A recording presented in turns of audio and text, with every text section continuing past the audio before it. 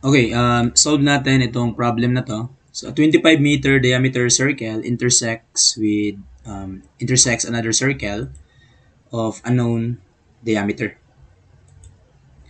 So, the points of intersection form a common chord, 18-meter long. Center-to-center distance of the two circle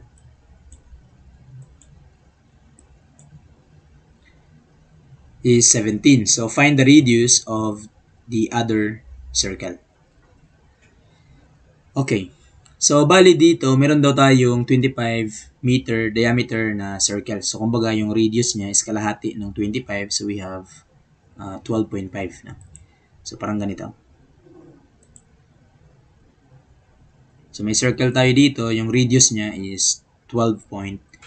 Kalahati ng 25. Ngayon, nag-intersect daw to sa isa pang circle pero di natin alam ano yung diameter niya, no? So, parang ganito yan. Di natin alam ano yung diameter or radius nito. Okay? So, pag intersect nila, meron tayo ditong chord, no? That is common sa dalawa, na? So, yung chord daw na to, the points of intersection form, ito yung point of intersection nila, it forms a chord. Yung chord na to has a length of 18 meters. So, meaning, kung center to center to, okay, center to center to, so, bali, kalahati lang nito, no? So, this one is 9 meter, kalahati ng 18, so this one is 9 meters. So, yun dito naman sa ilalim, 9 meters din, no?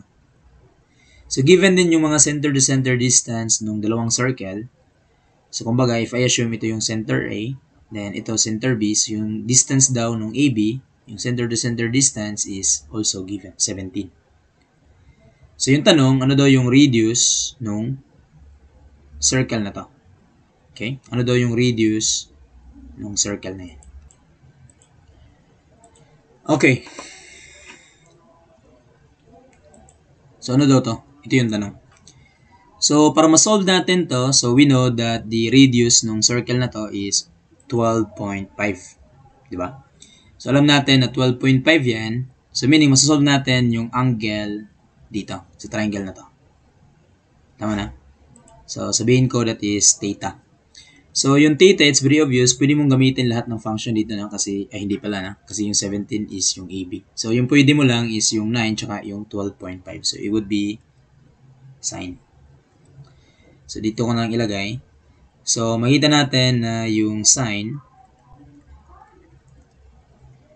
So, yung sine nung theta, we have opposite side which is 9 meters divided by the hypotenuse which is 12.5 na.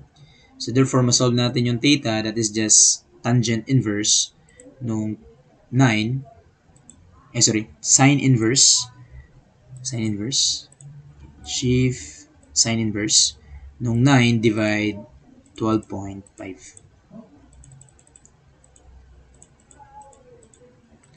Okay? So, yan na yung theta. 46.05. So, 46.05 degrees. So, okay na, no? So, may theta ka na. So, meaning, masolve na natin yung radius kasi i-consider natin yung triangle na to. So, we have 12.5 na side. Another side dito is 17. So, masolve natin to by cosine law. So, by cosine law,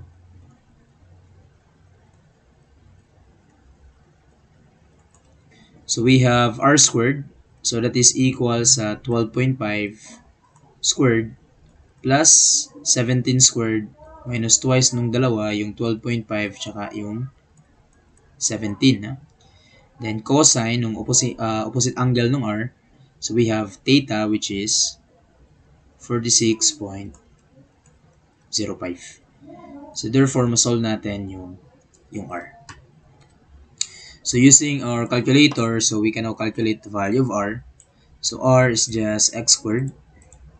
Okay. So, diretso na.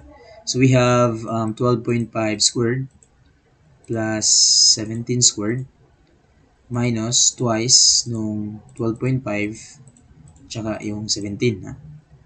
And then, cosine nung 46.05. So, we have 12.26. So, yan na yung sagot, letter A. So, 12.26, letter A.